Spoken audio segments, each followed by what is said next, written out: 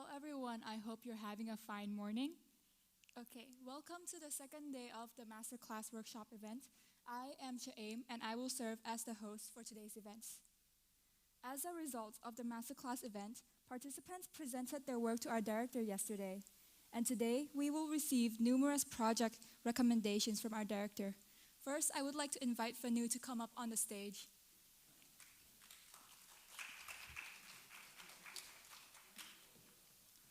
And I would also like to invite Kunyakon Chodhiran Panit to come up and help with translating.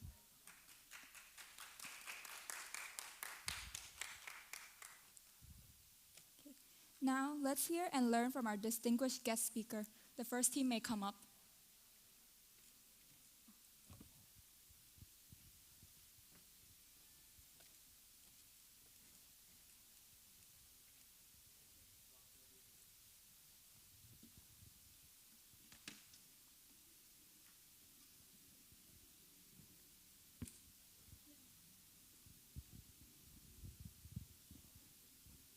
Team number 1, you may come up onto the stage if you're ready.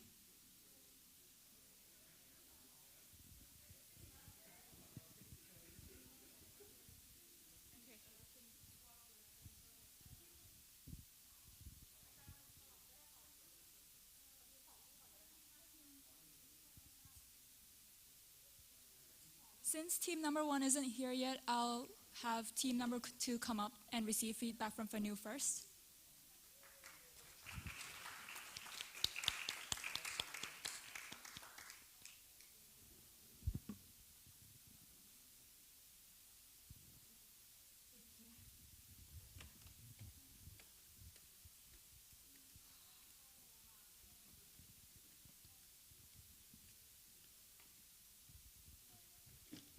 Good morning. Good morning. Good morning.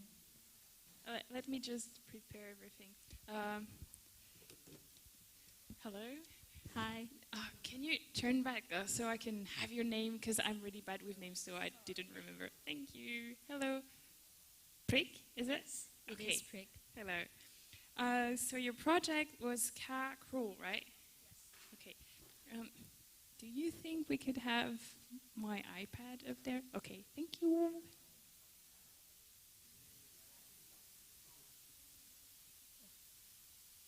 And this is the one. And I will just put up the PDFs for everyone every time we talk, and the Animatic, as long as, like, when I'm commenting, you can watch it. Oh, if you want, you can sit there, and then you can watch on my iPad other than the screen. It will be nicer.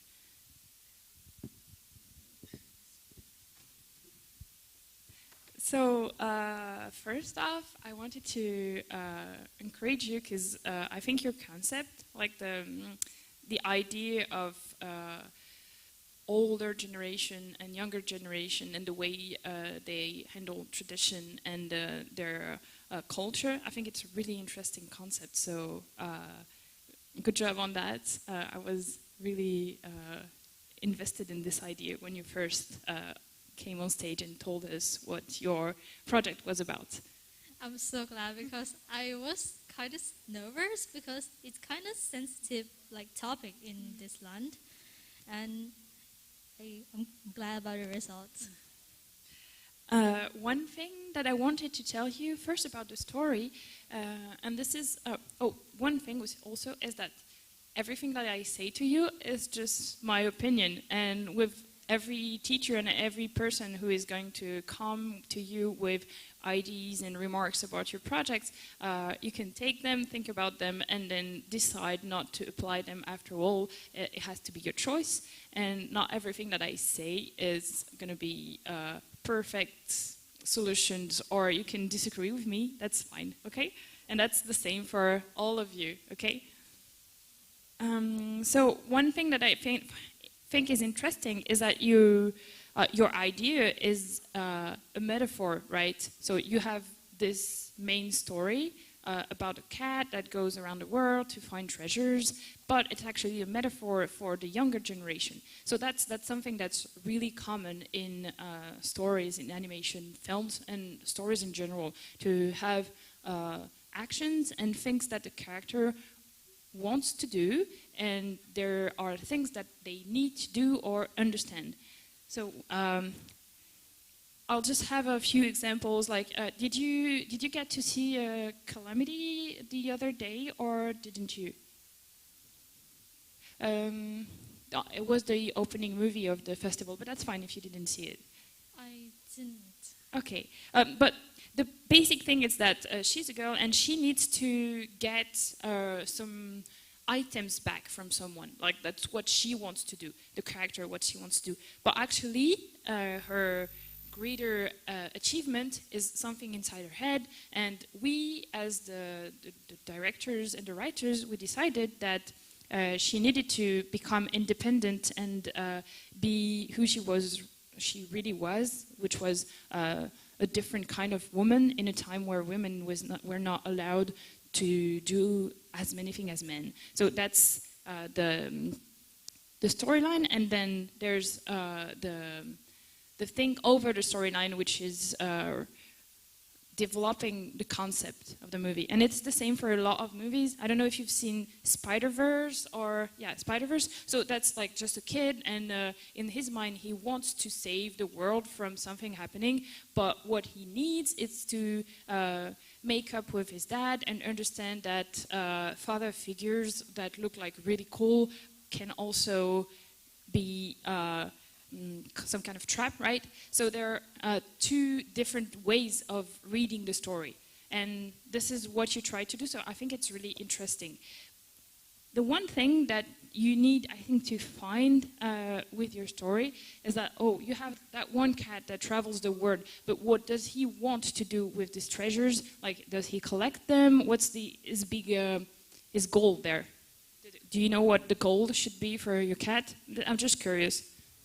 I haven't planned like so far because I was thinking that it's gonna be a short film to show the thing between the two generations, but I came back and kind of think, but haven't got the point yet. But I think if I plan the bigger scale, it might be a war that this cat trying to save their village or their town, that some war is happening and they have to use this treasure to gather some kind of power, like magical.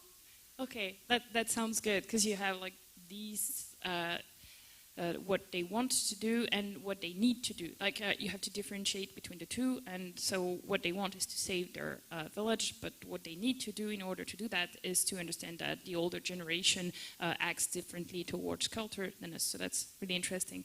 And I wanted to know more about the motivations of the Naga, because they really want to protect the treasure, but what does she need to do? Was it she, right? Yeah. Okay. Sorry. So what does she need to do? Like, does she need to understand the cat as well? Like, do they have to come to an understanding? I was planning that after you guys saw on the Animatic, right? Because the math is cracked, I want this to like. The cat also feel kind of bad that they came here and the treasure got the damage. So the cat trying to suggest the Naga that they could try to fix this mass, the treasure, to get better. I think the motivation of the Naga that she trying to protect the treasure as far as possible because she got hurt before, and she have lost her arm before because some bad guy tried to took away her ability because she couldn't dance because our dance culture kind of have some hand movement. And I think that if in the final I want to keep her arms back to have her own powers back. Okay, so she's not really a villain. She is just a different way of seeing things than the main character, right? Before I talk about the animatic and storyboard, I just wanted to talk to you about character design and background design, like visual development. I think you have really good attitudes with the cat. Like, I really like that. I think you have good expressive drawings. One thing that I noted is that you have like very different influences for each character, like a very traditional kind of painting for the villain and more I would not say modern, but a very different way of different references for. Oh, sorry. Just a second. Yeah, the influence for the cat is really different, and where is it? Oh yeah. So you have very different art style influences. But if you are going to do that, wait, where is it? Yeah, it's the last slides, right? Oh, right. So I'll show them both. So yeah, if you're going to have such different art styles as inspiration, that's fine. But you have to pick a side. Like, you could go one way, have very extremely different character designs, and play on that and say, oh, they have different art styles. And on the other side of this, you can have them match each other and have an art style that reminds you of both and has its root in like this for the protagonist and this for the antagonist, but they have to look like they are in the same movie, right? And so far, I think like your cat is very 3D, like you have a lot of attitudes and you know how to draw him from all sides basically, but I think the Naga is a lot more flat, and that's not a problem, but it's a choice you have to make, because right now I think they are a bit different from each other. So I think it would be best to pick something like they have to be super different or they have to match each other in some ways, right? There's something I wanted to show you. Do you know the studio Cartoon Saloon? They are in Ireland. Not really. They made Song of the Sea and The Secret of Kells. So this is for everyone. I don't know if you know this website. It's called Livinglines Library, and it's an absolutely like a treasure trove of production art. So if you go there and you can see like production art from a ton of different movies. Most of them are Western movies, but there are like character art, model sheets, storyboards, etc. So this website is not, it's just a blog, but it's really, really interesting. So The Secret of Kells looks like this. Let's go and see the character design, because I think this could be a good inspiration for you, because it's very geometrical and very flat, but it also has some volume, and the character, they're really, they feel alive. So let's see, we can see like Brendan. Oh, you can watch it on the iPad with me. Let's look at it. So see, they're using like your Naga, they're using very geometrical forms, but the character still has this kind of 3D element to it, and they think about how they will simplify every bit of every pose, like the hands there, and how everything should look like. They have two other movies that look really similar to that. Let's see, like the monks. See, I think like this is pretty interesting. You see, I think that's kind of what to try to do with the Naga, right? Having some really geometrical design. Let me know if I'm wrong. I think that also an interesting suggestion. I might try to do something with that. Okay, and like the curves and everything, they are really like worked on, and the shapes, they are really, really strong. And I think that's what you need to do with your Naga, right? And the cat as well. Or if you decide to go like to very different directions for every character, then you will have to think about like what the final art style will look like. But if you want to try to bring the cat back to something closer to Naga, I think like art like these could be a good inspiration to find shapes that work well as a character. But I'm not saying you like to copy this, but I think like this could be some inspiration for you to match your art style, like between the Naga and the cat. Okay. I like the cat tail idea and the way you explained it. And one thing is like, your project is supposed to be in 2D, right? Yes, I would prefer it to be a 2D animation. Okay, so and this is something that I noticed in a lot of projects.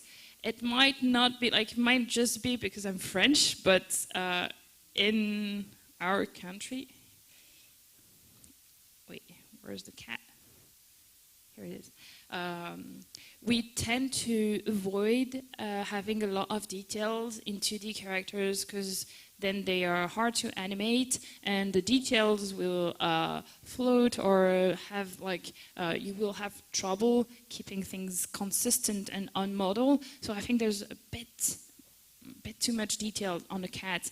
So you have like these, the plis, these folds here, and see, I think it would be interesting to see how you could simplify things a bit. Maybe that's just my taste, because we have a lot of very simple character design in French. But that's just my opinion. I think it would be easier to animate something that would be a bit simpler.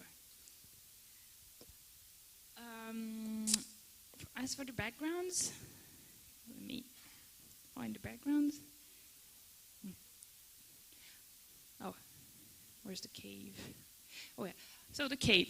I have a student who did a short film last year that was set in a cave, and I think that every student, when they draw a cave, they draw this kind of cave.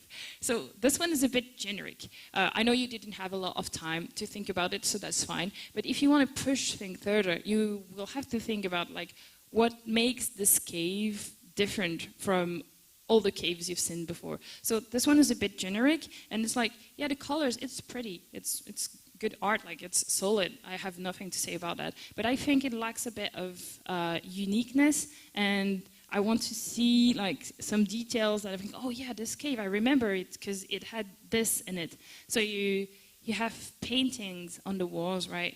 And maybe you could have more of them, or like a detail, something that like it's all like it's kind of round and it doesn't have like a very strong shape. So I think you would benefit more from thinking a bit about the cave and thinking about what could make it look a bit more unique.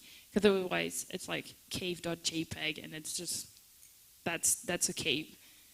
I have some ideas after I finish this, like it's the last minute idea.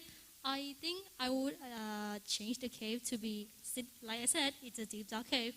It might be some kind of like the worm hole, the worm.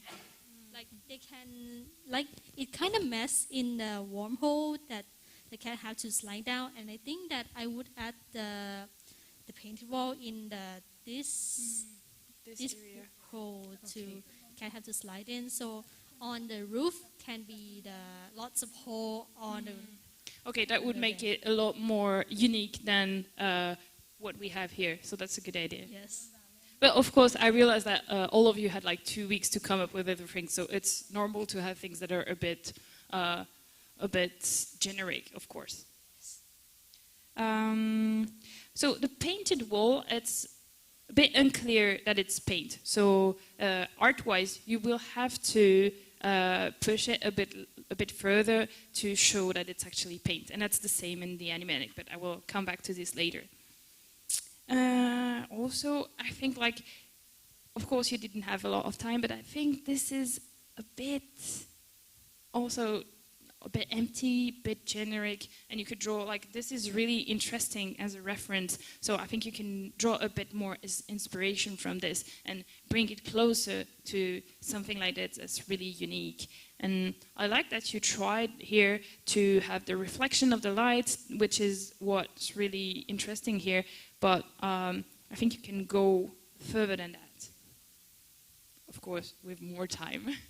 I was thinking to add more like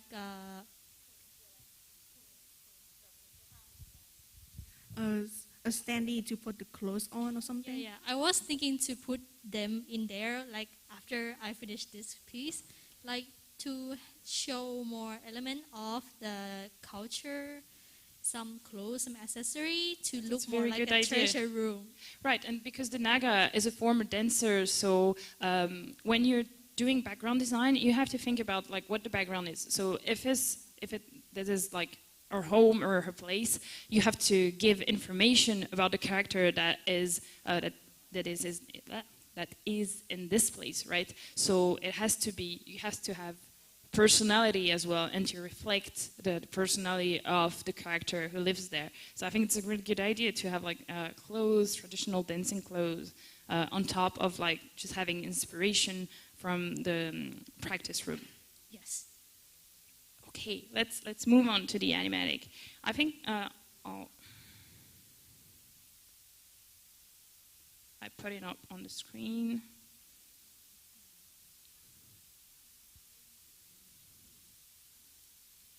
Oh, we have to watch it on the television.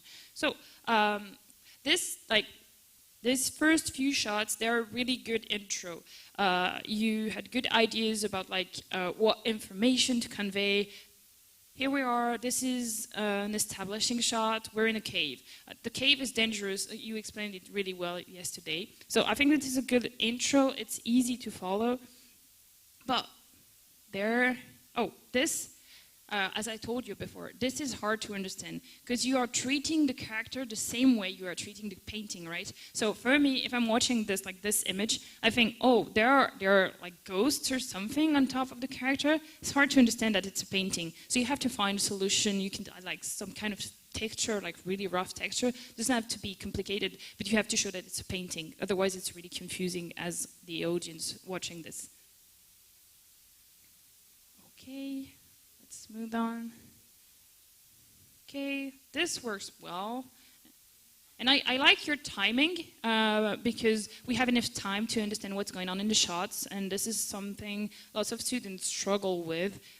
They usually make like super short shots, like the cuts are really quick, but you didn't, so good job on that. Okay, I'm not a big fan of this shot. I think it's too frontal. Like if you're filming things, you try to avoid having really like the camera in front of the character. It's a bit lazy. It's something like if you're going to draw a character, like if you ask everyone to draw something, they will have someone facing the camera, right? So you as a director, you have, if you use this kind of shot, it has to mean something, or it has to be an aesthetic choice.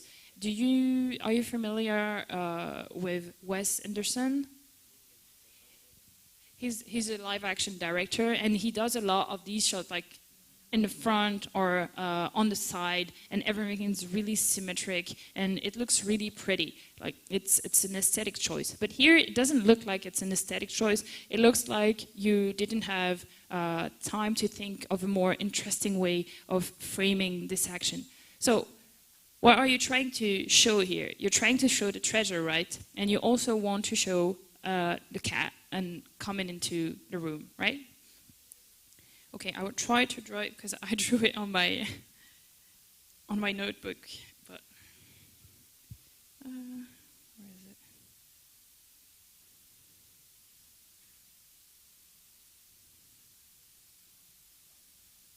Or you can watch it here if you want to. I'll turn this because it will be easier for me to draw. So what I would do is do a pan, like a camera movement, like you did. I'll draw bigger so people can see.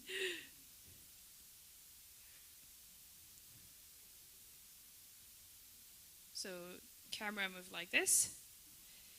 And you don't want to reveal the treasure like right away. I think it's better to leave some things to the imagination and to the other shots.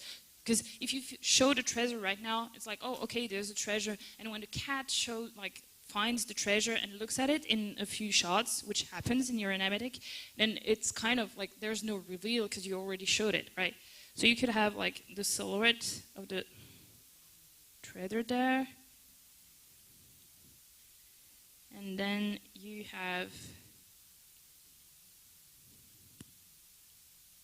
my drawings are going to be like super rough, but that's fine. And then you have like,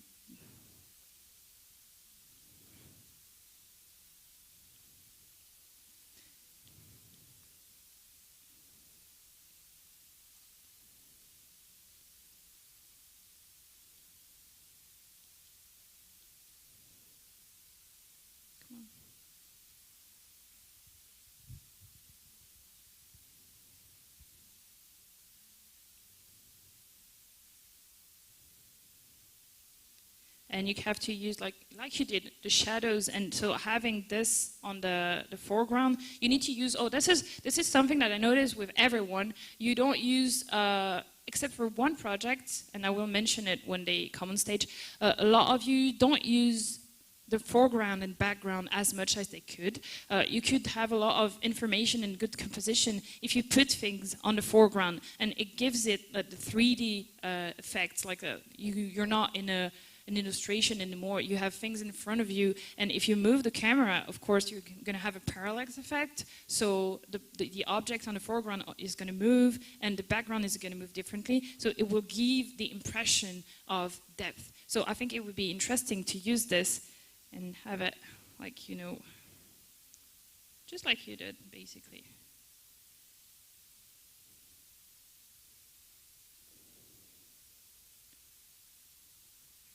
This, and then you can have one more.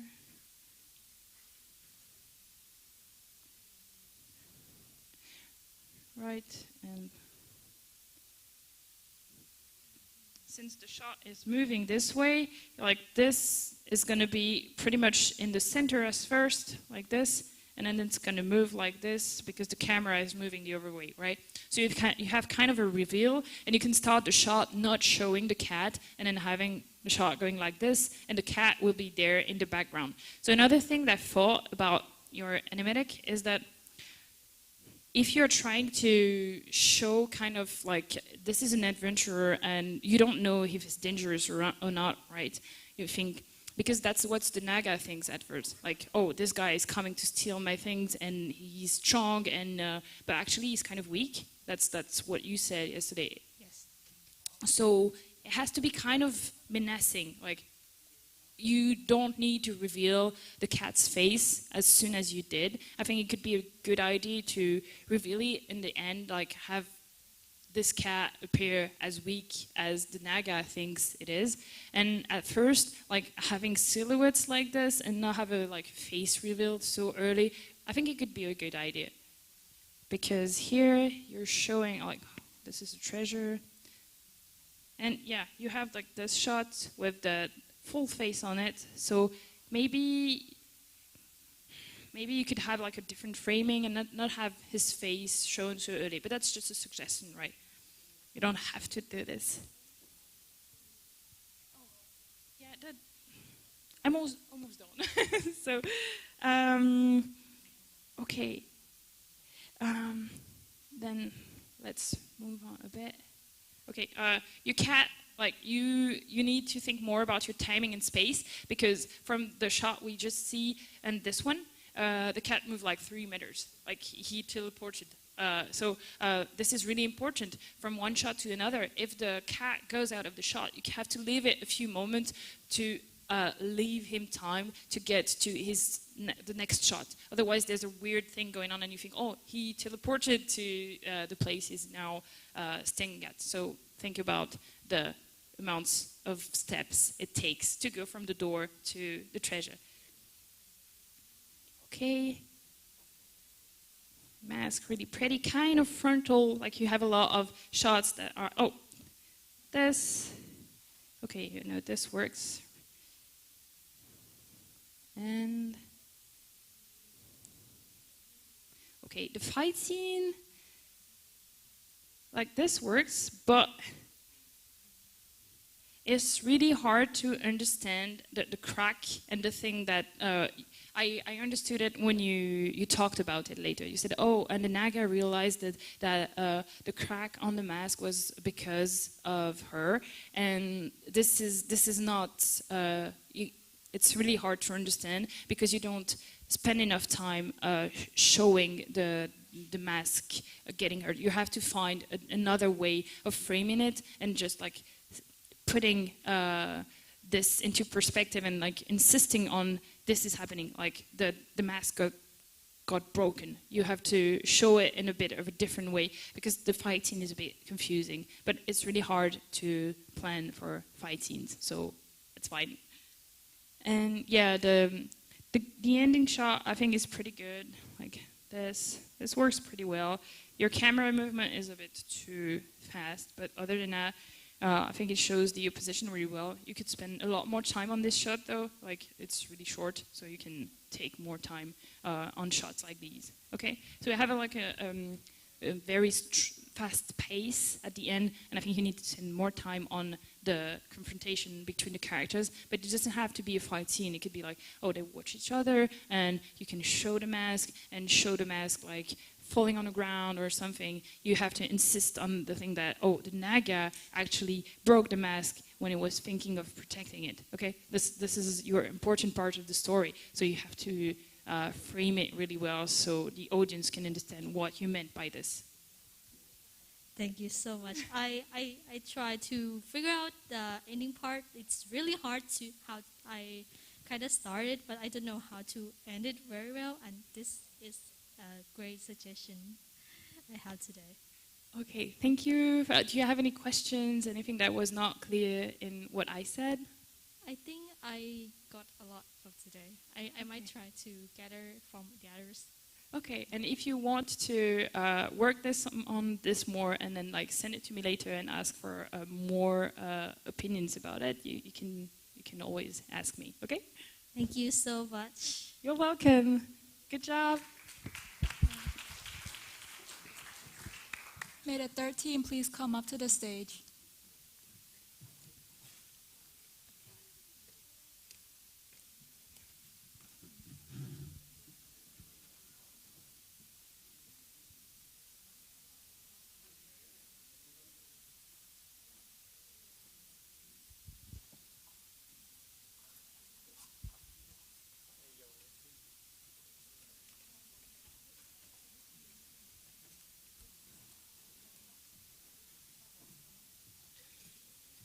Hello. Welcome. Could you turn your... Thank you. Hello, Mix and Vince. How are you today? Fine, Stressed? yes. Really nervous. Okay. So, your project was Past Speeds, right? Yes. Here we go. So, I will start with the Animatic. I was really impressed by your Animatic, but I have some reservation. So, your Animatic is in itself, like if you show me this, I'm going to say, oh, whoa, this is really strong composition, you have very good ideas, and you're very good at showing action. Like this works really well. It's easy to understand. There's a race going on, and you show that really well, and the shots are really pretty. I really like them. But it doesn't tell much of a story. Or at least, and that's fine, you can do something like just because you think it's cool. I'm fine with that. However, when you presented the project, you said, oh, this is what is happening. This character is always second, right? Second place. This was your idea. And so he's chasing after another Speed. What was the name of the vehicles they're driving? Hoverbike? What's the name of these vehicles? Hoverbike. Hoverbike. Okay, so he's chasing another hoverbike. But you don't put the emphasis on chasing someone else. You put the emphasis on, oh, this is really cool. Here are some shots about vehicles flying. Which, yeah, it's fine. But as a story, it's not very clear to me that you're trying. This guy is always second, right? So this was the start of your project. You said, this is the story about someone who always comes in second place. So if this is your story, you need to show that in the Animatic, right? So you have really good framing skills, and you need to use them to show your actual story and not just cool shots, right? So it's kind of a, do you know, like in Star Wars, they have like the pod racing race. There's a race on the planet. I haven't watched Star Wars, but I know of this thing. If you haven't watched it, you could watch it because it's really close to what you are trying to do. They have these flying vehicles, and they have to race each other. Do you know in Star Wars? Yes, I know. Okay. I'm a fan of Star Wars. Okay, so yeah, this is a good inspiration for your concept, I think. So what I was asking myself is that, does he always comes second place behind some specific person, or is he just like second place in general, and there's always a different guy who is in front of him? Yeah, always a different guy from him. He always comes in second place. Okay, so there's no rival or anything. It's not a rivalry. It's just being second place. Yes. Okay. So what do you want to say through that? Like, what does the character have to do to not be second place all the time? Why is he second place all the time? Well, sometimes it's a technical issue with his bike, and sometimes it's his fault. Mm-hmm. Yes. So he has to improve himself every time that he in the second place. Okay, I think you said that yesterday. So, but this is something that happens to him. These are story elements, but what do you want to say with someone who always comes second place? What I was telling your classmates before was, there's a metaphor. It has to be, you have to have some kind of moral there. Like, what does he needs to do to get first place? Does he maybe needs to be okay with being second place? Like, what's your motivation with having such a story? It's fine if you don't have the answer now. You can like just think of it and maybe tell me later. Okay. So I think you need to think a bit more about your story and know, like, this is a cool concept. Like, oh, there's this one guy who does races and he always comes in second. But you have to think why and how it will solve that problem. That's just not, oh, he's going to have a cooler bike or whatever, right? Or cooler hover bike. So you need to think a bit more about the moral implications of your story. On the visual development part, I really like the vehicle design. I think they're really cool. I think they have great shapes. However, I think the main vehicle needs to be a bit more unique, or reminds us of the main character, like have something, you need to spend a bit more time. But I understand it, you didn't have much time, so that's fine. These are just like advice if you want to do more with the project. So yeah, I like these drawings. I think they're pretty cool, and I think you could like spend a bit more time thinking about what does the shape mean? Is it just like a cool shape that you liked, or what does it say about the character? Because props design, background design, we usually use those to tell a story as well, right? Okay. Another thing is, like, you show us in the character design this girl who is the boy's hero when he was a kid, but she doesn't appear in the animatic, which could be fine if you had like lots of characters and say, oh, well, this guy doesn't appear, but he's going to be in a movie or whatever. But here, there are only 2 people, and she is in your designs. So I really want to see her in the animatic. I want to see why she is there, why she is his idol, or like, it would be good to have her appear on screen, because right now I don't understand the significance of this character. Okay? Okay.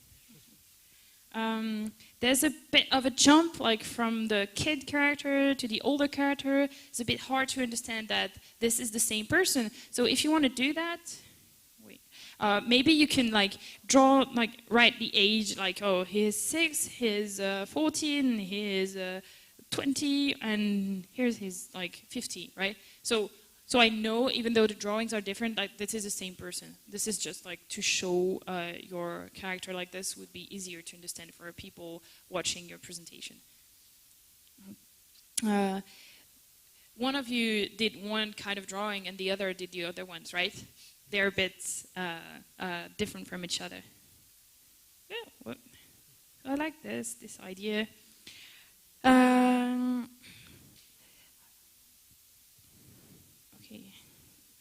So the colors, mood and tone. So this is happening all in a desert, right?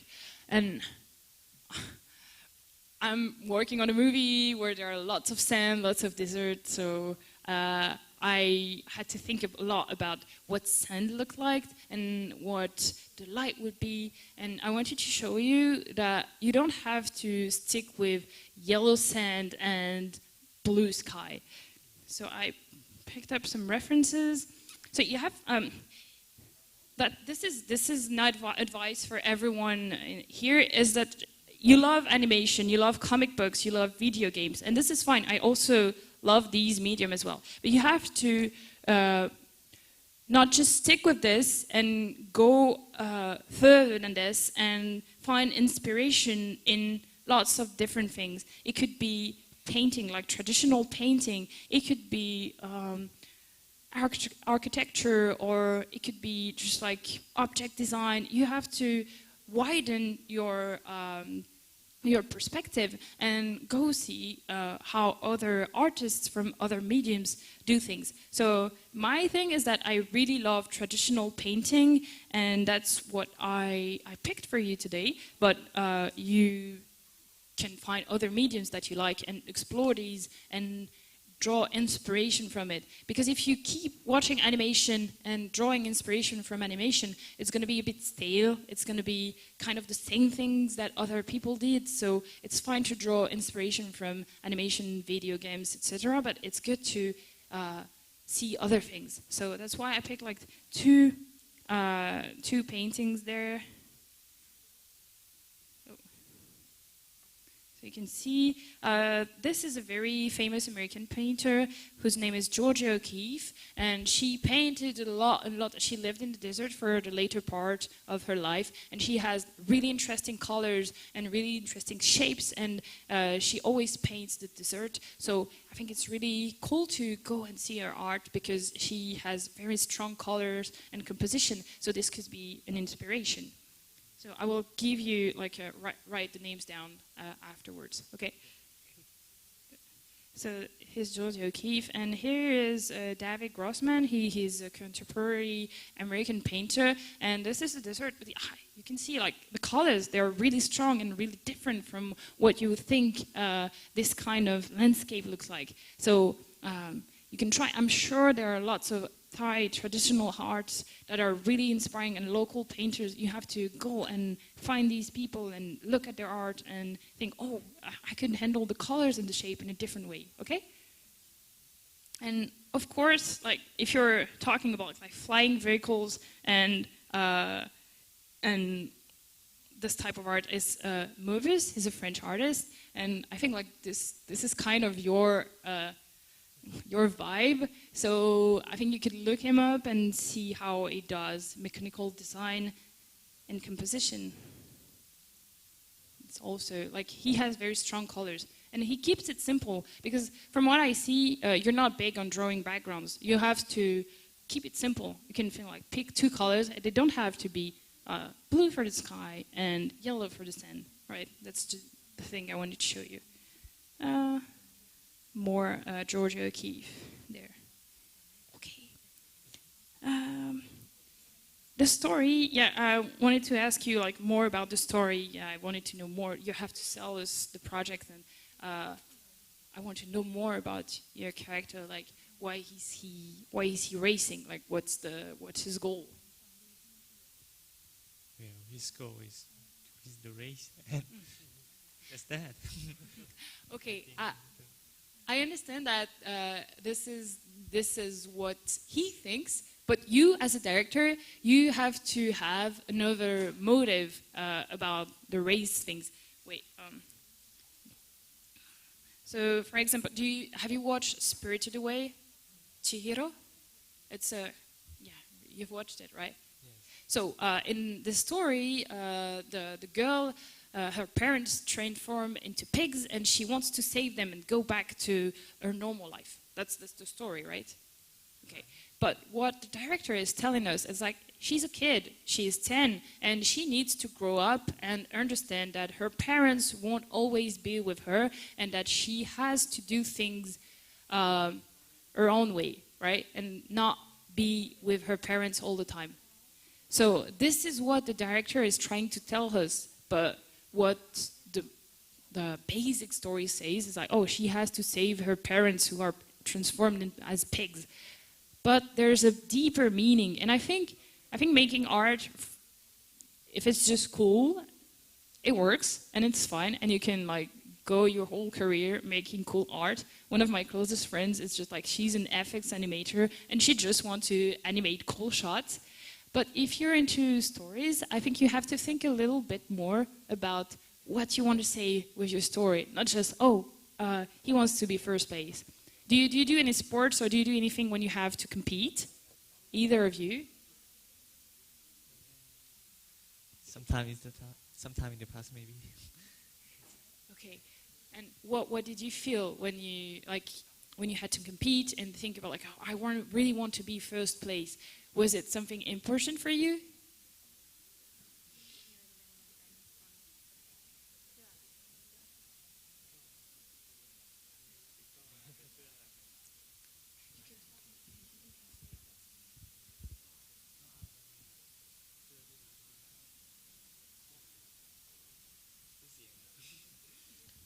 Like if he go to a competition, he want to be more famous or get some acknowledged from some people know him more or something like that. Mm. So he wants to be famous. That could be a motivation, and so you have to think about fame and what does fame bring you, and so this is all the elements that go into a story. If he wants to be famous and he wants first place to be famous, maybe you could say, oh, fame is not such a good thing, and maybe he has to deal with the fact that he's always second, and maybe that's a good thing because he's still kind of famous and he still earns money through this racing thing he does. So think about this and try to bit more on the story side, because you have excellent framing skills, so this should go along with telling a story. Okay. Do you have any question? And you can ask them to your classmate.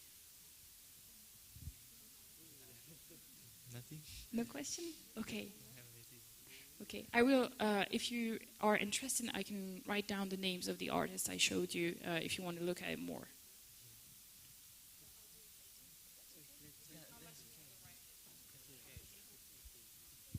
Thank you very much. Thank you very much.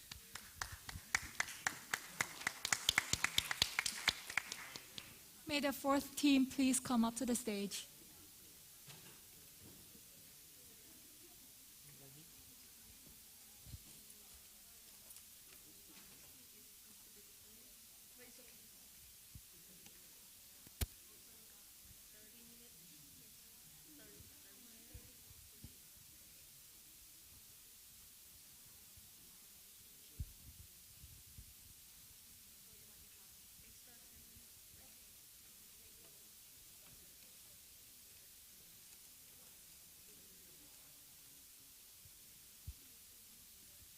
Hello. Hello.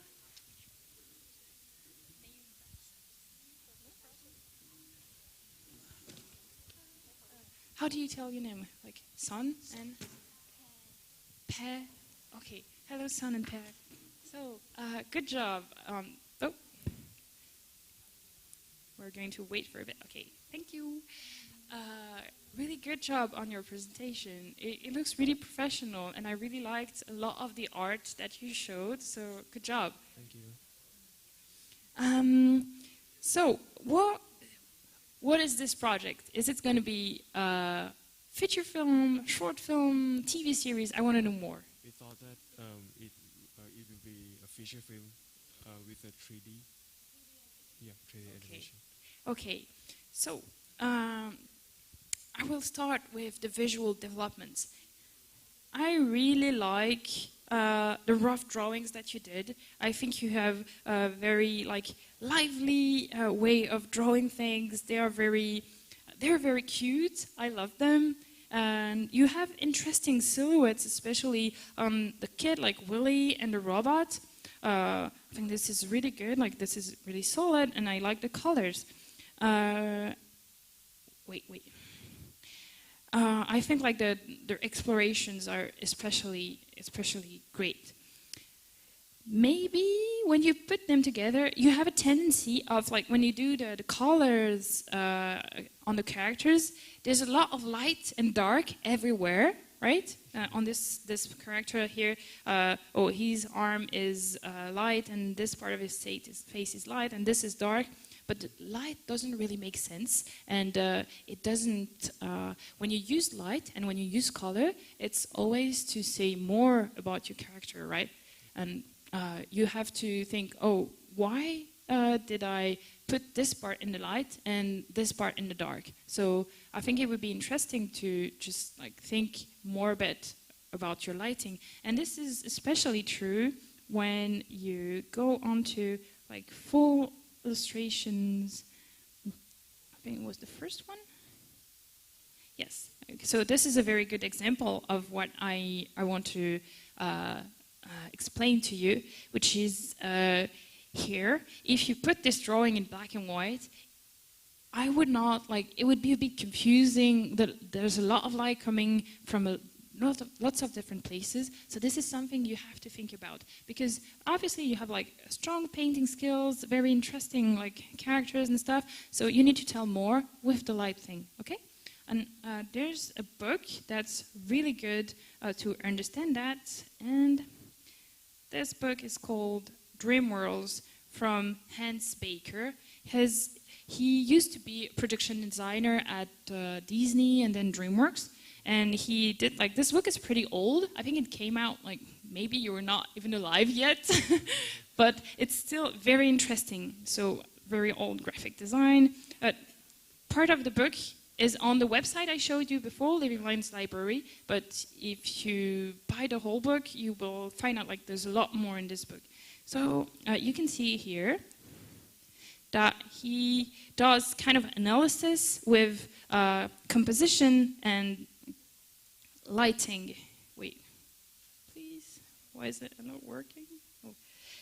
Here you go. So this part is a bit more complex. It has a lot of lighting, but with images that are really simple like this, he starts by, he draws, he starts by doing like really simple images like this, and then he goes more into detail. And I think that's what you need to do, and you need to always check your values and make sure that the image is not confusing in black and white, okay? So I think that this could be like, if you put your images in black and white and see if it makes sense, if it's really easy to understand, you will find out that maybe some of your shots are a bit like confusing, okay? Okay, mood and tone. Oh, yeah, cartoony things. I like the characters, and I just thought of like some artists that you might like, and I think you can go further with your character design, like push the attitude more, and maybe then you can go back to something that's a bit less cartoony. But here, like this guy is called Sylvain Marc, and he's French, and he does a lot of, this is his. And yeah, there's like, if you go on Pinterest, there's lots of work from him.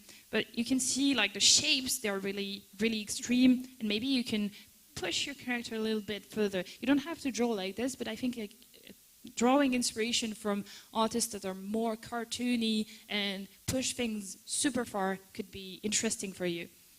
Is it like based on geometry or something? Yeah, right. He does a lot, like he does shapes, and then he just uses those shapes to create the character. So this shape is like really strong. You have like a really round head, and then the legs are like sticks, but the boots are big and the shorts are big. So there's contrast in the silhouette of the character, and you will recognize the character really easily when you see it.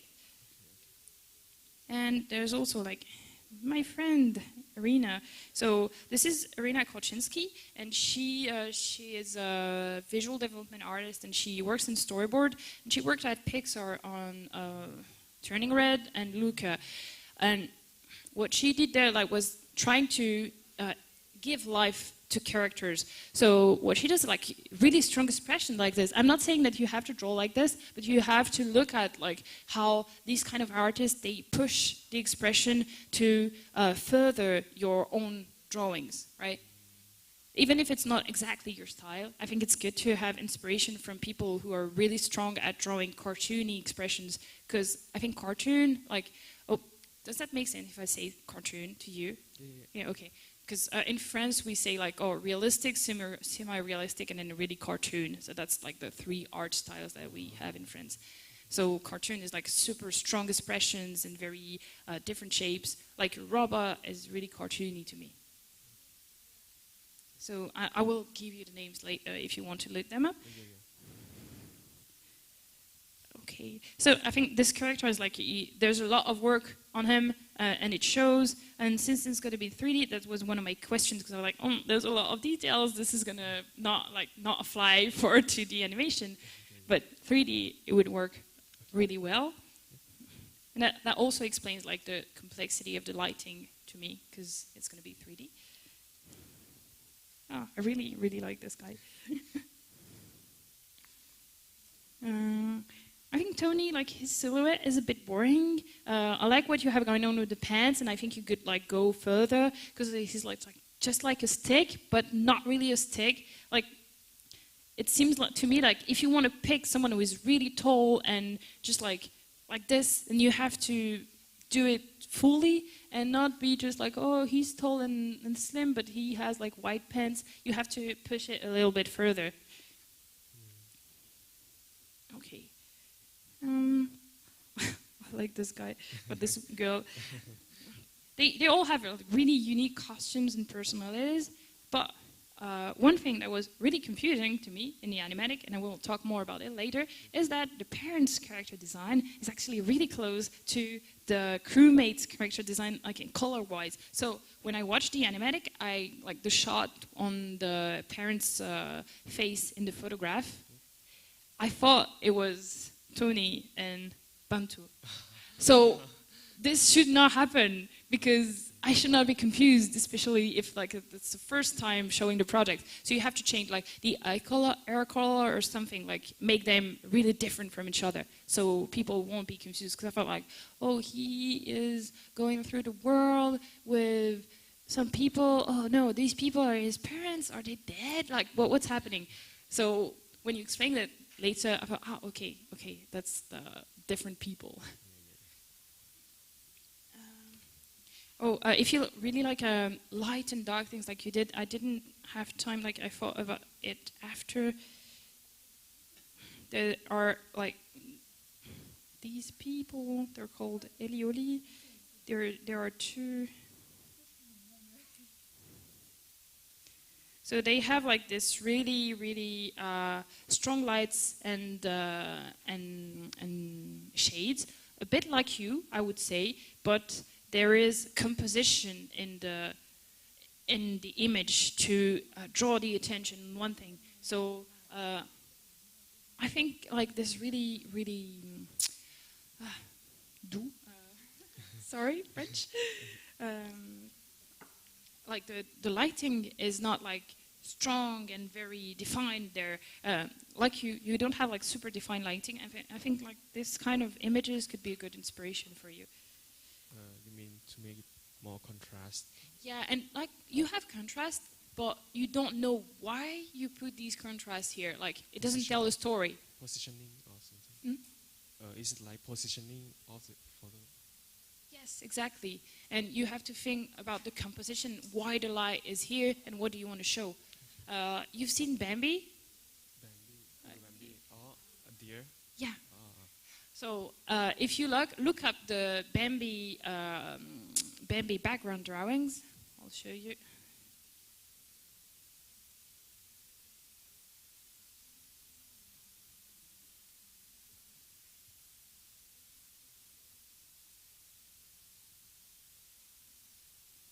So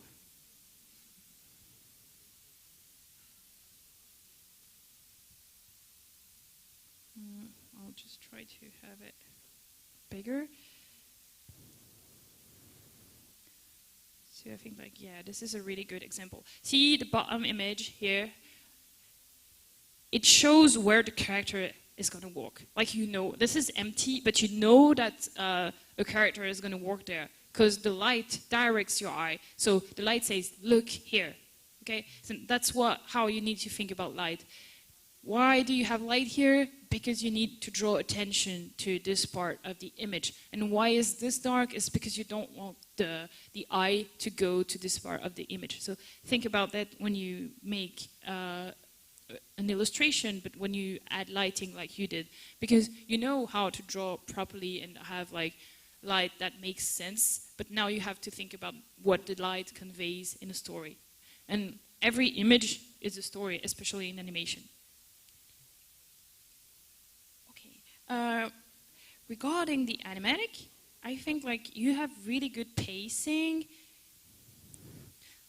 Like the beginning is super easy. Oh, it's showing there. Yeah, this is really easy to understand. If I'm seeing that, I'm like, oh yeah, okay, these guys, they go around the world. The pacing is pretty good. The map thing is really clear. Oh, clear, but this should be the same shot, right?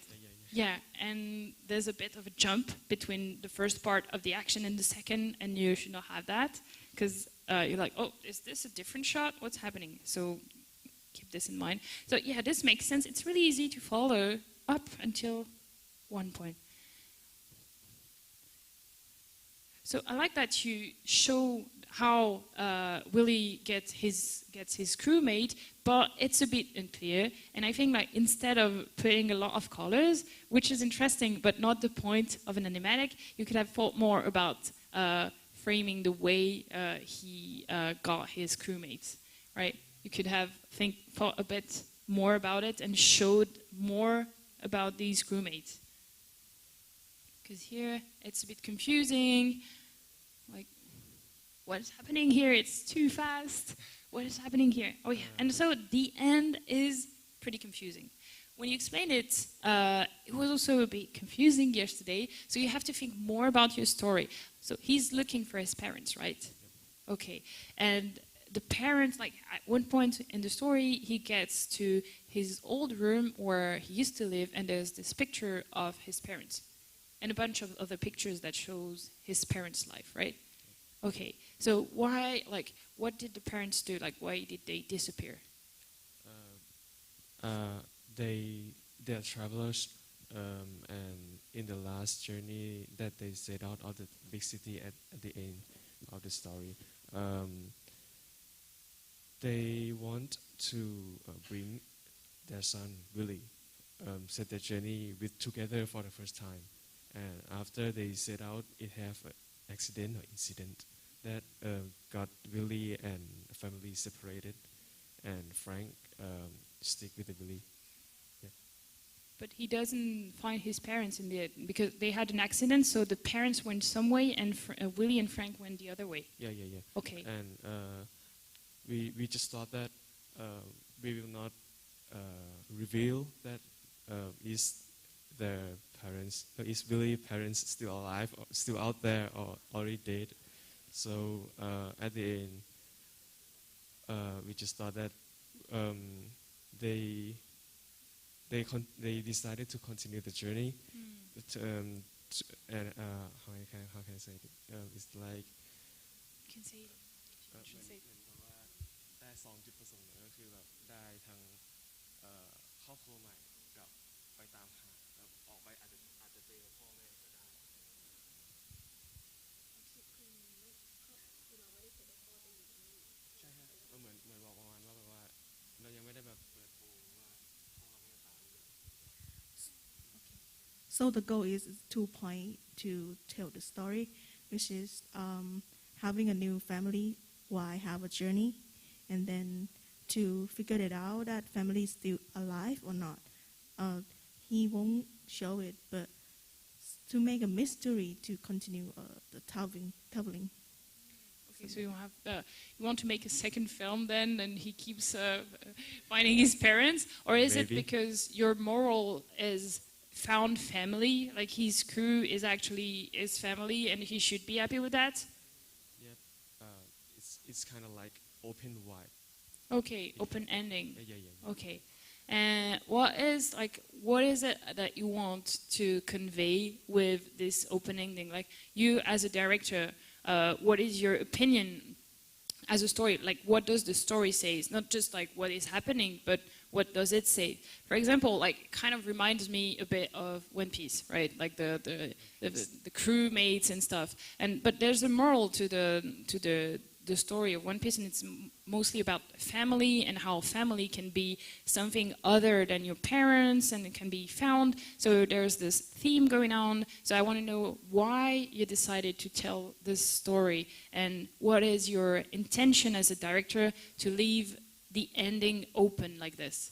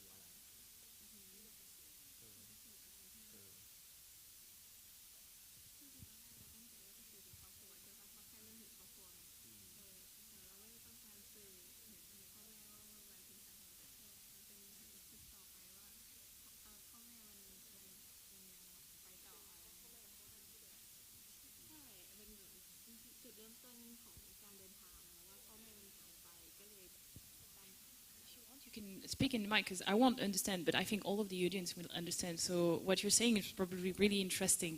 Okay. คือตอนจบมันคือจริงๆแล้วตั้งใจว่าตอนจบพ่อแม่ยังไม่ตายแต่ในเรื่องเนี่ยต้องการแค่บอกว่าพ่อแม่เนี่ยมันหายไปเด็กก็เลยเดินทางตามหาแต่ว่าสุดท้ายแล้วก็คือเบาะแสทุกอย่างมันหายไปหมดมันจุดจบมันอยู่แค่เมืองนี้ตอนสุดท้ายแต่ว่าเหมือนจะบอกว่าไงดีคือ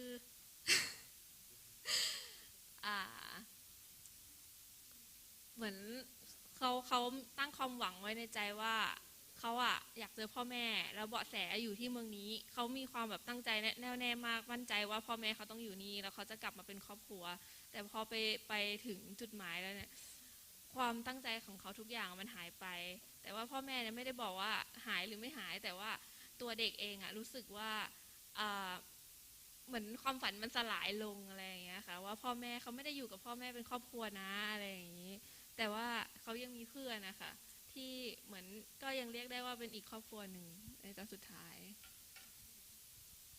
Kind of long, but okay. So is like set the goal to find a family, but they cannot find them. But it doesn't mean they dead. They are still alive, but it's no source to know that where are the real family is.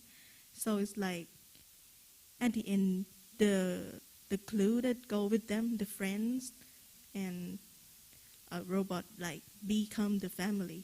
So it's like the real family is just the setting the target, but not the real goal. Okay, so your story is like in English we call that found family, the family that you find in your journey, and that's I thought this was what you meant, but I wanted to make sure this was actually the case. Thank you. Yeah, the ending. Oh, yeah, the parents thing. I know that if this is the end goal, when I first see the first shots of the animatic, I think, oh, this is a kid having adventures, like a kind of like Adventure Time and cartoons like these. But if your end goal is showing like he is looking for his family, and if it is important, then you have to show the family first. You have to show that he is looking for his family. Because for me, when he's like right there with his map on his like old photo of the town, and for me it's just like looking for some treasure. I need to understand really quick that he's looking for his family. Okay, so this is important. You need to have a shot or something at the beginning that says, "Oh, this kid looking for his family, not just some treasure." Okay. Yes, the color thing. You did a lot of color work. Oh, this is, I forgot to show you before, but this is still Irina, and she does a lot, like you can see, these are really simple drawings, but you see the composition and like the way she frames the picture. There are really strong values, and there are things on the foreground. Think your shot in 3D, especially since you're gonna do 3D, well, you're not, but I mean, if the project is going to be 3D, there has to be elements between the characters and the camera. So use that to frame the shot. You use this for framing to give more information or hide things and have like prettier composition. You need to use objects on the foreground, and like she did like in the first image. See, like the scales of things, they have like really different scales on the bottom image. Like there's one big thing and a smaller character. So every drawing in here tells us a story about something. So really think about your shots in this way. Okay, and then yeah, the colors. I think the colors. Where is it? I like the colors overall, but I think like there's a lot of them, and even in 3D movies, you have to kind of pick your colors and try not to have them all over the place.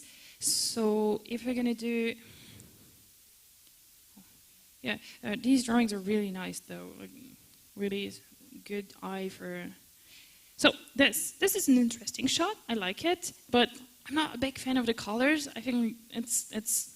I don't know, I think it could go further. So, and it's hard to make out the character, so I think like you need to think more about values. Maybe the character can be really dark or it can be really light, but doesn't stick out enough. And the buildings in the background, they can be a lot lighter. Do you know like atmospheric perspective? Does that, do you know what it is?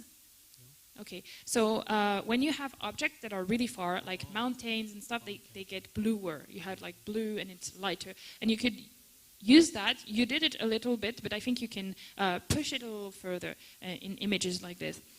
So you have interesting colors there, but they're a bit too bold. And one thing is that these are rough drawings, right? They're super rough. Yes.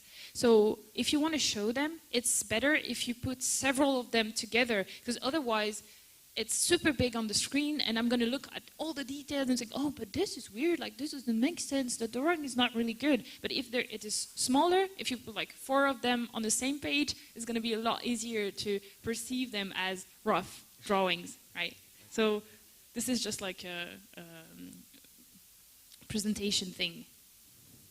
I like this idea of like being really, really sick. The fire things that happens if you like to fire there, then the whole plane is gonna catch fire. I like this idea. So yeah, these can get a little smaller and will look better. For remember the what I told you about like lighting here. The only thing that I'm seeing is the baby's arm. Like, this is the center of the composition. I'm like looking at this, and it forms a heart. So I'm like, oh, there's like his arms are in shape of an heart. Like, does this mean something? And his parents' face are really obscured. So what is the focus of this drawing for you? Like, what does the audience needs to look at when you watch this? Like, what is the point of this drawing? The picture. Yes, but in the picture, like what should I be looking at? What do you want to point attention to?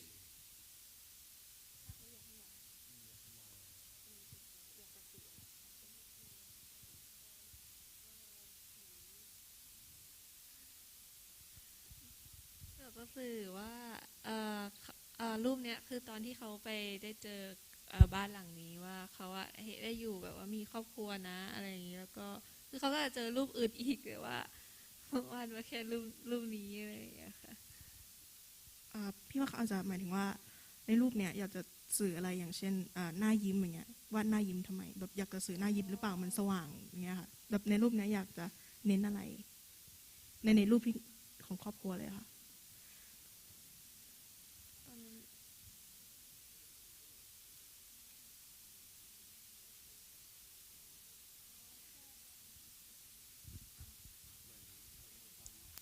You can talk on the mic.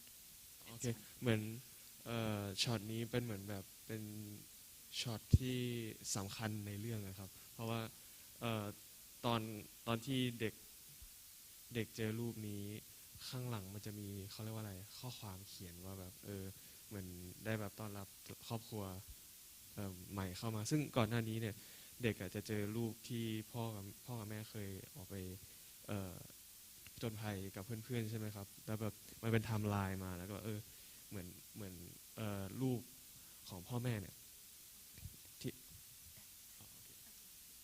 I think I kind of get it so is have a story before this picture so another picture is only mother and father know him and then when I understood that yesterday. Yeah. So this picture is like how the family love him. So I think what they want is like it's kind of stunned him that the family love him but he didn't know it before. So it's like kind of cuddle stuff. Want to show. Okay, so what you want to show is the bond between the family, okay? But right now, what are the focal points of this image? Where is light put? So his hands are really bright. Like my eye is drawn to the hands like this part. I'm going to look at this first. And then the dad's hands. And these are not the points like I should be looking at. This is not important, right? What's important is that the parents are smiling, they're holding the baby, so you have to focus on that and put the light there, and not like, we don't care about the hands, so they can be really dark. It's just use lighting to tell a story. That's what I wanted to tell you. There are really good color key artists who work in 3D. I'm going to show you one of them.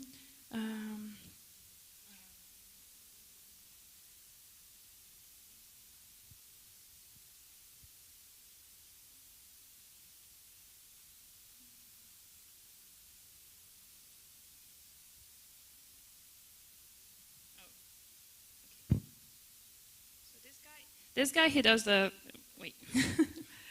3D color scripts on like major movies, like from Illumination, and see like here you have the characters and the minions. They're light and the background is dark. And if you do this with your eyes, you're gonna make out like the light and shadow, and you have to look at your picture like this and see what like jumps out to you.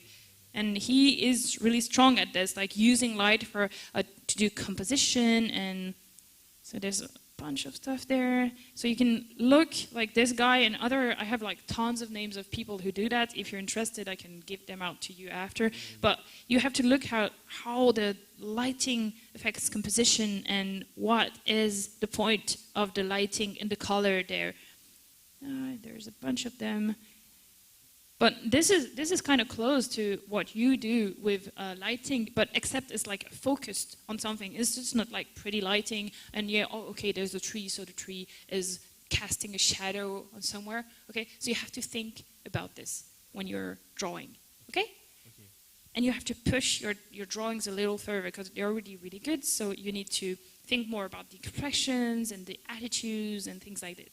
And one thing you have to do to come up with good attitudes is to draw people from life all the time. If you're gonna be like character artist, you have to do that. You have to like be there and draw all the time. Okay?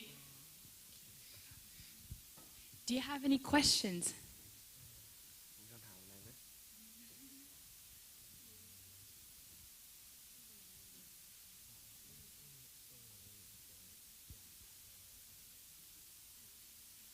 You can speak in the mic, that's fine.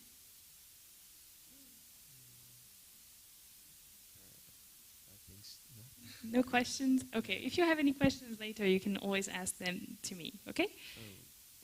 ช่องทางไหน Oh, he say how to contact you if he have any question later. or I something think like that. you will have to ask Pat for my email, but you can contact me later, of course. Okay, and show me if you want to do more work on this, and then send it back to me. I will give you more advice. Okay?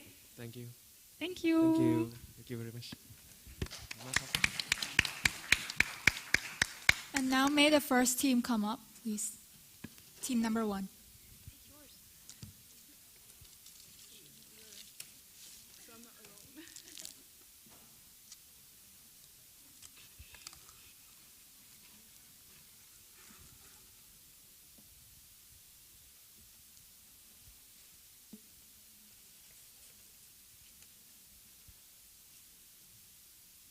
Hello. Hello. Martin, is it? Martin. Yes.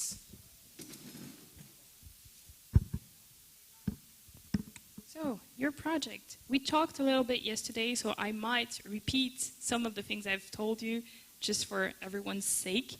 Got it. Okay. So, exorcism. Let me go back. Okay. I'm going to talk first about the visual development side, and then we'll talk about story and animatic later, okay? I wanted to know, what's the project? Is it a feature film? Is it a short film? Is it going to be a TV series? Let me know. It's gonna be TV series. Okay. And is it going to be 3D or 2D? 2D. 2D, okay. If it's 2D, there's one thing I want to tell you is I know that the Japanese animation industry is able to handle really complicated character design, but one thing is that they have solutions to not draw the characters so much and have very, very still shots and stuff like this. But as for you, it's going to be hard to animate a character like that with lots and lots of details. So I don't think I'm not against details in a character, but I think you need to pick a part where it's really detailed and leave other parts less details. So if you're going to draw folds on clothing, you have to pick which fold. Which fold is important? Which fold looks good on the silhouette? Which fold adds info to the character's overall look. Sometimes folds are used to show volume, right? You can show this is a trousers and it goes like this and it's in 3D. You want to make people think this character really exists. So you have to pick folds and details really carefully. Okay? I think you have something going on with the silhouette, with very, very kind of tight clothing when he's not in exorcism form, right? Yes. Okay, and then the jacket appears when he is in the 2D world. Okay, the digital world, sorry. So, the digital world, but I like the jacket. I like that you changed the character design a little bit from one world to the other, but I think you're not going too far. You're not going far enough. I think you could push it a bit further.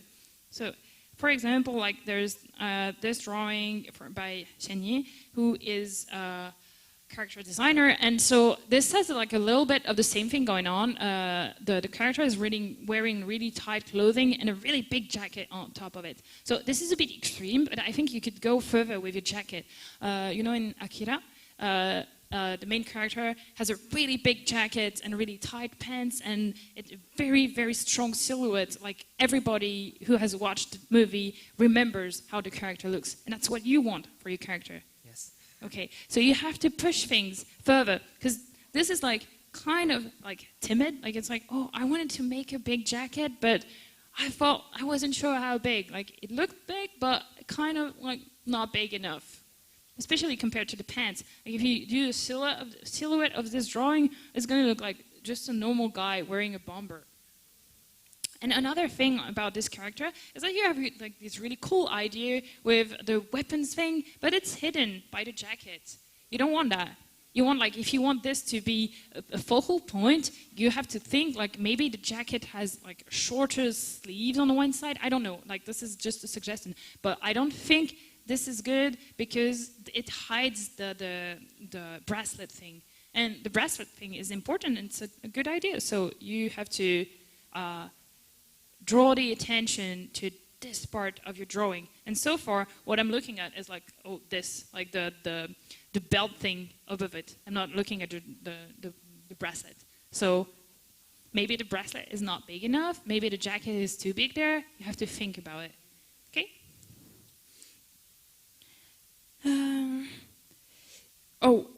I wanted to know as well, like, I don't know much about Thai priests, Chinese culture. You said that you wanted to bring Chinese culture into your project, right? I want to bring some element to it. Okay. And why is the mask the only thing in his outfit that reminds people of a traditional priest?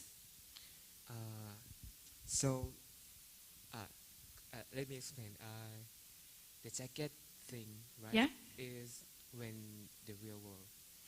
Oh, it's in the real world, the jacket thing? Oh, and then this is the digital world, and he only has the mask? Yes. Okay. In the real world, right? So he wants to hide some ballast. So. Okay, so sorry, I got confused. I thought this was in the digital I made a world. warm mistake there to put the mask there. Okay. So, what the questions again? No, I wanted to know, like, why just the mask? Like, you could go further in your character design. If you want to do a priest, then he can, like, have other elements. Like, what about the shoes? What about, like, some pattern on the clothing? What about, like, traditional trousers?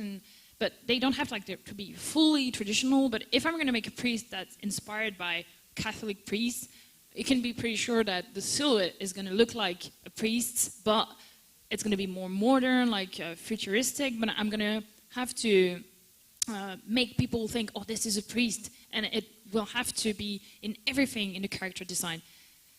So you have to maybe push it a little bit further in the priest direction, I think. The mask represent the school of the exorcist went to.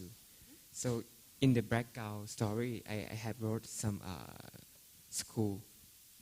They are forest reference school in the exorcist world.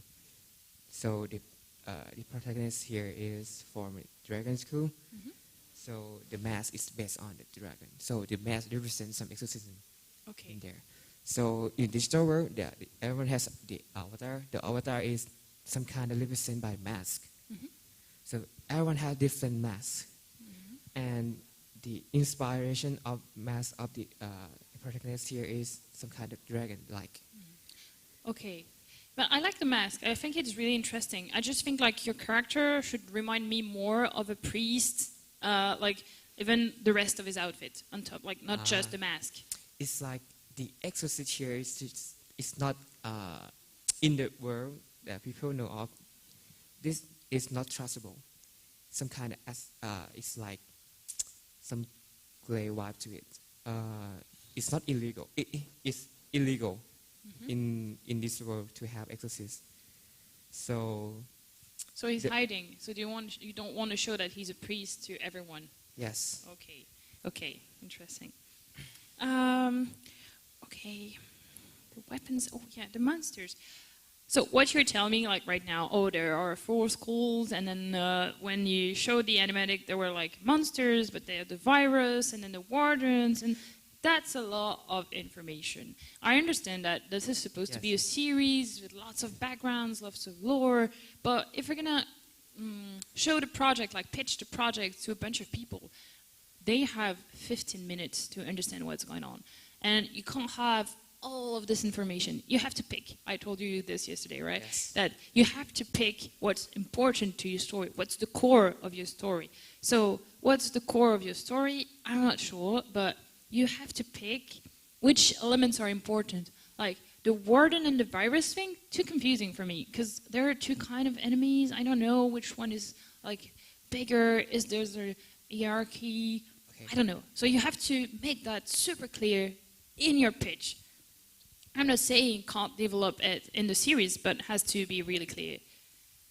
Have you, when you watch Japanese animation, the first episode is usually the one where the mechanism of the world are explained, right? When you watch, I don't know, there are tons of shonen examples like this. The first episode is like, oh, there's this world, and there's magic, and here's how it works, right?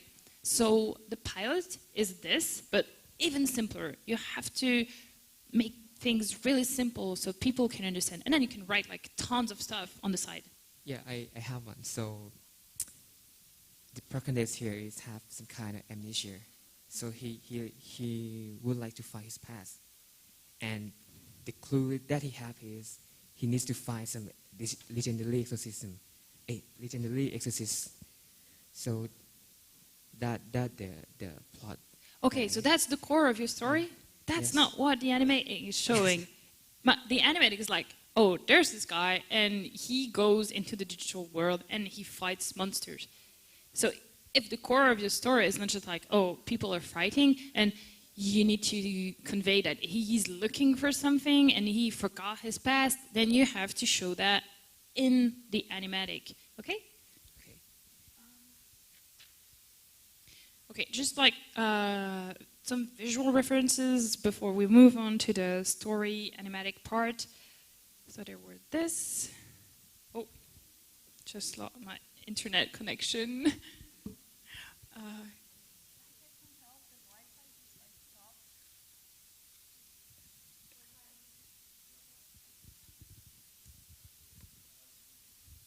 Internet ใน iPad มันหลุดนะคะ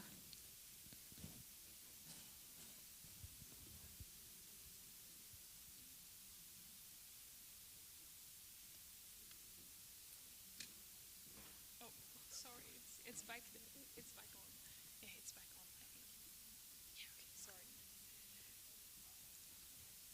So, visual references. Oh, do you know this guy? His name is Tatsuyuki Tanaka.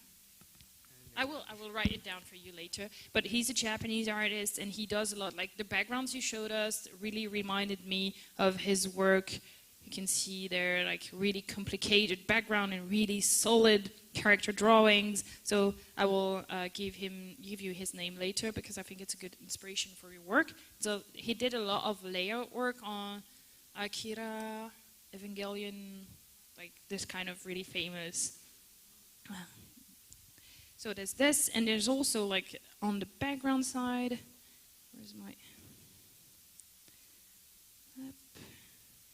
So this movie, if you all haven't seen this movie, you have to watch it. It's called Tekken Kinkrit, and it's really beautiful, and it has extremely complex background art and very, very good composition regarding backgrounds and towns and stuff. So this is this could be a reference for you as well on the background side. Okay? I will just write it down for you after. Okay. Okay, so let's move on to the animatic.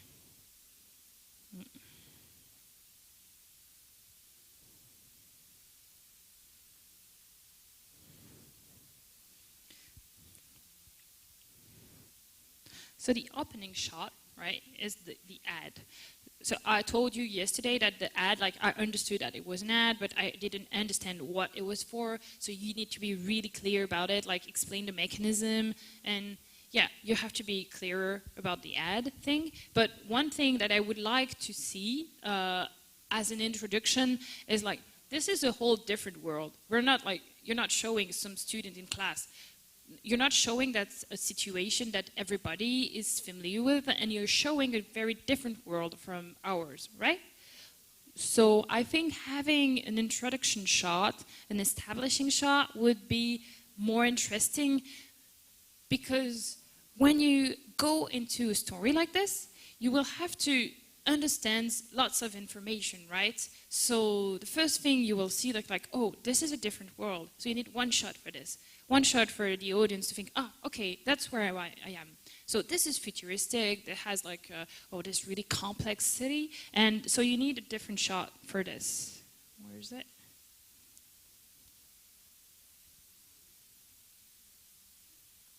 So I did a bunch of drawings yesterday. Here we go. So you can have like this establishing a shot there.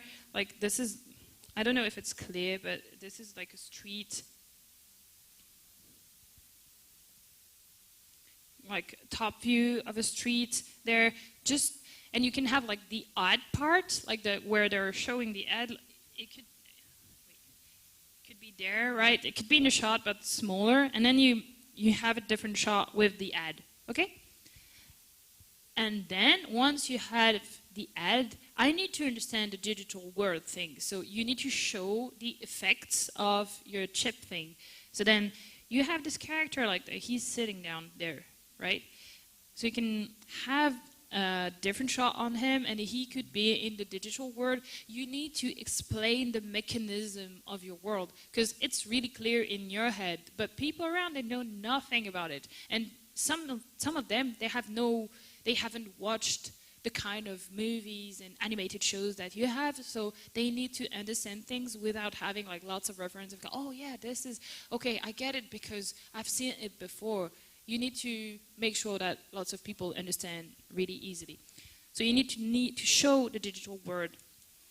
There's this, like you first introduce your concept, like the digital world, then you introduce your character, and you have to introduce the main conflict or problem that the character has.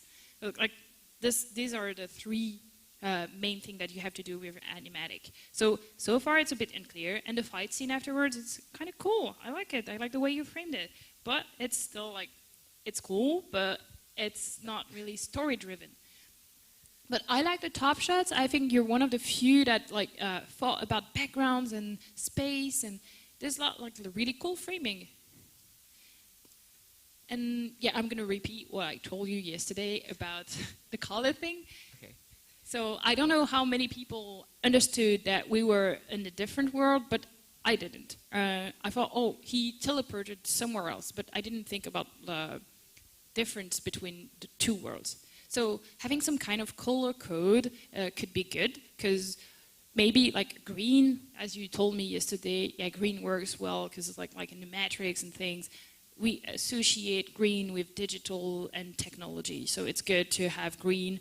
Like you could have a green filter in every scene that's set in the digital world, and then go back to no filter when it's a real world. So this is really important. You need to make the idea of two words really clear. Okay. You could also had like a very quick effect. Like, you go into post-production software like After Effects or whatever, and you just put like a screen effect or something, like really easy, and don't care if it looks good. The point of an animatic is not to look good, it's to make people understand the story. So if your effect is like looks kind of bad, but it's understandable, then it's good.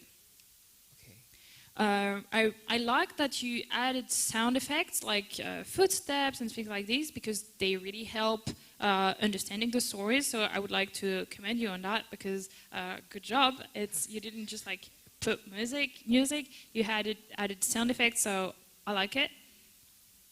And you kind of have like a pacing problem. Like, bam, the action starts there, like right there, and then it's kind of confusing, and then everything goes super quickly, the camera moves around, there are lots and lots of things happening. I kind of need like things to be a bit clearer. And the ending is like, the fight kind of stops, and then we go back to the character in the real world, and we see the blood, but it's hard to understand. Like, I understood what you said about, being hurt in the digital world, hurts him, but in the real world, but you need to kind of show that you've watched The Matrix, right? Yes. Okay, and if you want to understand more about like showing two worlds, it could be a very good idea to just like sit down, put the movie on, and like draw the storyboards in a very simple way, and say, oh, okay, that's how like they went from digital world to real world, and this is how they did the transition. This is how they explain through framing how the story works. So it could be a really good practice to do that. And another thing that I had to show you, where was it?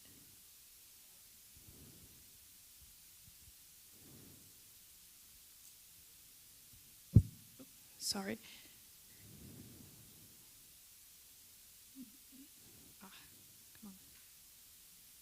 Oh, and one thing that I really liked about it, and for all of the students there, I was really impressed by all of your PDF files and stuff. You put thought in it, and even though sometimes it was like some of them were a bit more timid, and some of them like the font used, I was not like crazy about it, but all of you tried to make it look unique, and you also showed your drawings in a good way. So I think it's a really good thing, so good job on this, everyone.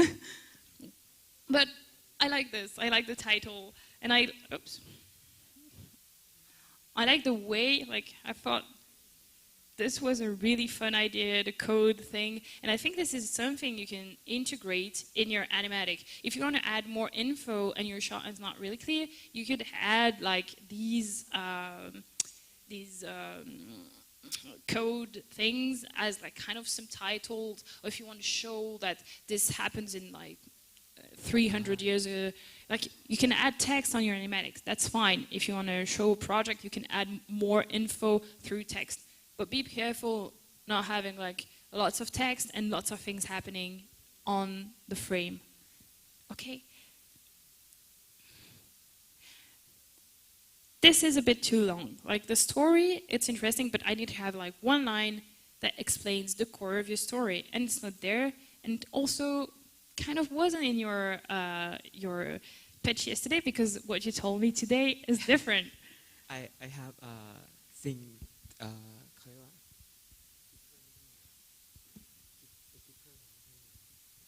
Oh, so he say after you present to you, you have more idea after that. Oh yeah. Okay. Let me just had like one thing about your camera movement. On top of like studying framing in movies that tell the same kind of stories that you want to tell, action scenes, they're really hard to plan for. They're really hard to understand. Remember yesterday I showed some arcane storyboards, and the characters, they were different colors. This is one thing that you could use to make things clearer, but because at some point in the storyboard I was like, what's happening? Who's the hero? Who's the villain? I need to know which is which. So either you can do that by framing, but it's kind of hard, or you could also use colors to make sure this is understandable. And so there's a snake there, and it's a snake, right? Yes. Yeah. So you have to introduce the villains as well, because he's there, the snake, but this is not the point of the image, and so the snake is hard to make out. Every shot has to show information. If you don't show enough info in a shot, like it's just free shot, like it doesn't serve a purpose. And if you show too many infos in one shot, then it's going to be hard to understand everything. So I think it's good to, like, when you have your shots, you can like draw them on paper and say, this is happening in this shot. Oh, he takes this object, second shot. He uses this object in this way, third shot. Oh, this is a wide shot to show what the room looks like. And like have every information about each shot written down. Like writing is good when you do storyboards. You have to think about the story and writing, not just composition, framing, etc. Okay? So it's like a focus shot, something? Focus point?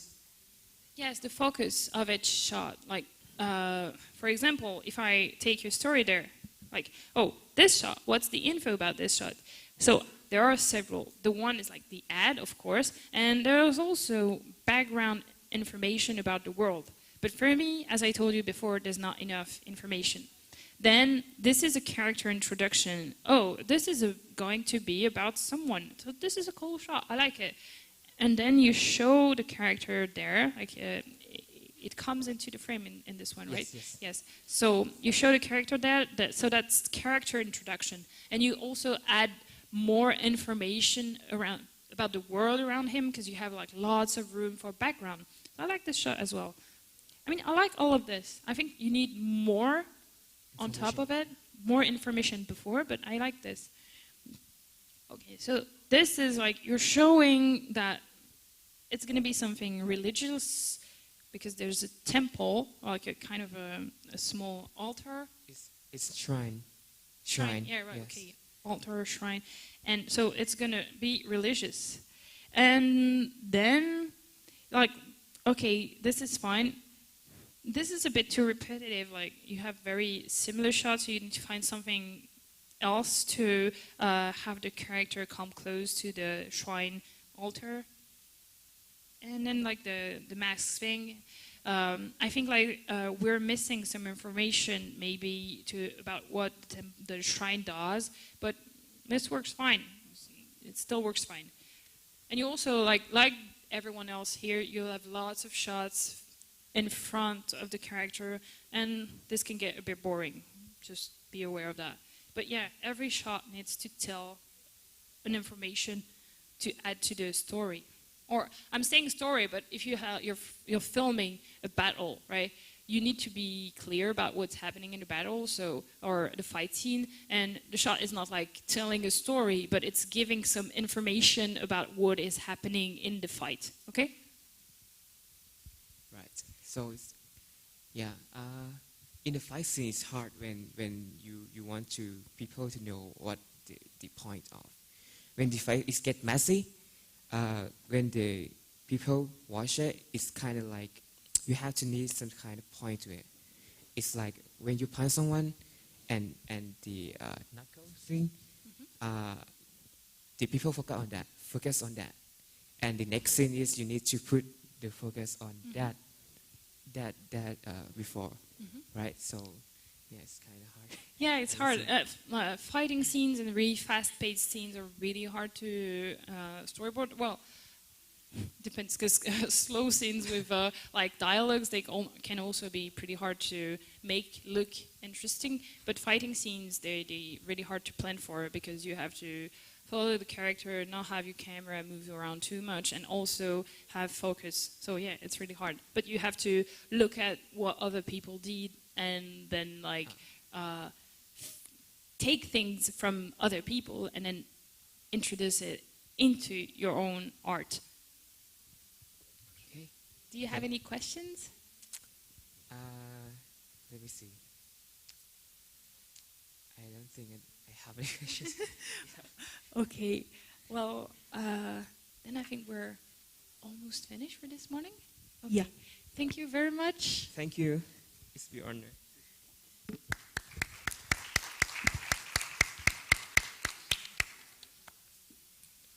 And we are done with the morning session. Everyone can go get a quick lunch, and then we'll be back and resume the program at 1:30 p.m. in the afternoon. Have a great lunch. See you then.